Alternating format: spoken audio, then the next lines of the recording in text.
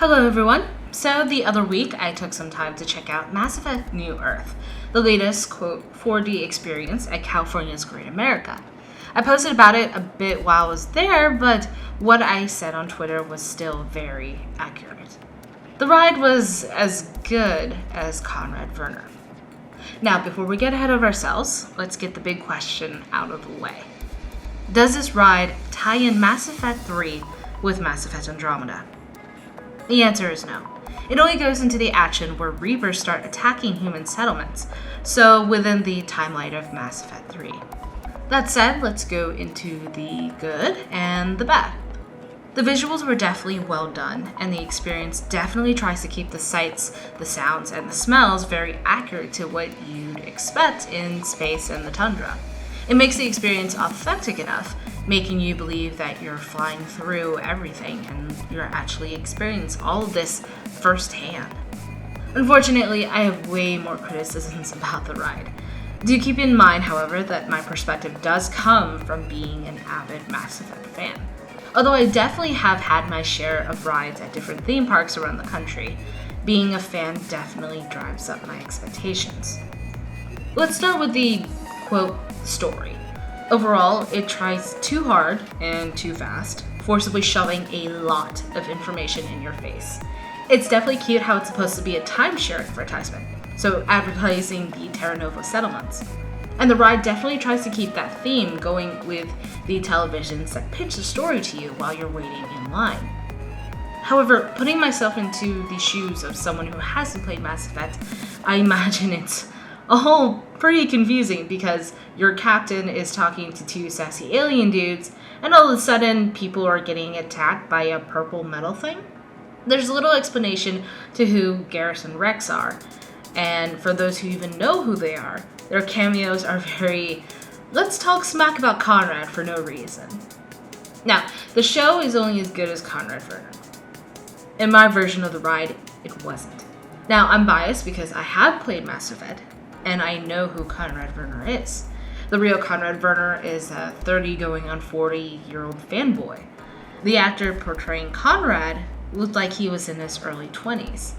I could also hear the nervousness in his voice from the beginning when he was trying to crack really bad jokes with the audience, all the way through the fight sequence.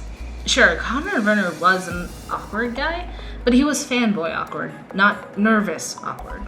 Things felt out of place, as the tone and everything about it tried too hard to replicate that epic experience, while simultaneously trying to be fun and funny.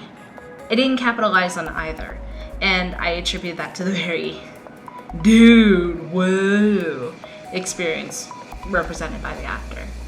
Also, the audio was not mixed well. There were 4 characters in this ride: Conrad Werner, Avina the VI, Garrus, and Rex. Other than Conrad, you could not hear the other characters. Avina's voice is overplayed by the bass and sound effects playing in the background. Same goes for the sounds overpowering Garrus and Rex's voices. The theater is small enough that I should not have this issue. This was the most disappointing thing of it all, and I felt like I was being fast-tracked through without knowing what was going on, and the only thing that was keeping me grounded was my previous knowledge of the series. After going through the entire park, to my knowledge, this is the only theater-like experience in the entire park. It's not a bad start, but it's definitely underwhelming. If Mass Effect were to make another ride within the IP at this park or any other, I only hope that they invest in something with the same activity, like either the Harry Potter Escape from Gringotts ride from Universal, or the Buzz Lightyear Space Ranger ride from Disney. Basically any on-rails, possibly even mixed reality ride where you had a journey to take. Because that's what makes Mass Effect awesome. It's a journey. And while it's near impossible to replicate a potentially 30-hour journey into a 4-minute ride, having the player be part of the action, I think better represents what makes the game so appealing, opposed to sitting back and letting some Rachni spit hot desert goo on your face. Now, would I recommend this ride to anyone? Well, if you're in the area, if you're swinging by San Jose on a trip or anything like that, I'd still go for it. It's worth checking out because the park itself is pretty fun. It's also decently priced, and the fast lane passes are affordable. And totally worth it, as the fast lane passes get you placed almost at the front of the line every time. And it works on the Mass Effect ride.